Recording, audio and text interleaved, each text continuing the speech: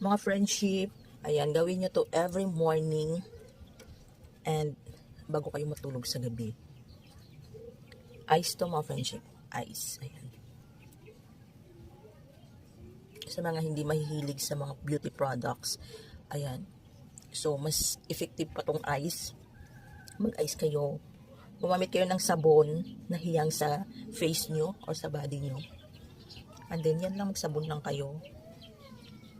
And then, magganito kayo.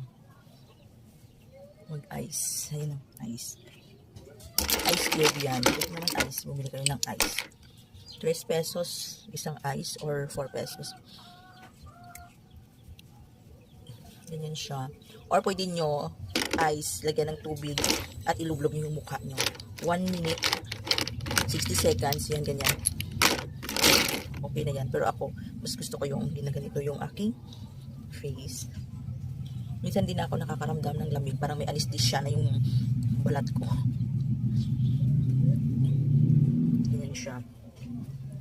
Kasi nagbablush yung dito nyo. Nagpipinkish kahit wala naman kayong nilalagay. Then after this, kung may ginagamit kayong sunscreen, any sunscreen na hiyang kayo. Yung merong SPF 50 pataas, yan na lang gagamitin nyo. Huwag na magamit ng sobrang daming beauty products. Good morning everyone. Tapos ganyan-ganyan ko yung lips ko. Kasi yung lips ko kasi hindi mapula.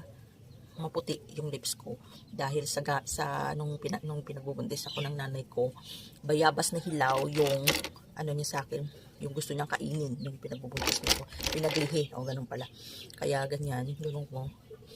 Tapos gumamit kayo ng lip balm kasi yung lip balm hindi nakaka-dry ng lips at hindi nakakaitim ng lips. Ayan. Good morning, thanks for watching, love you all.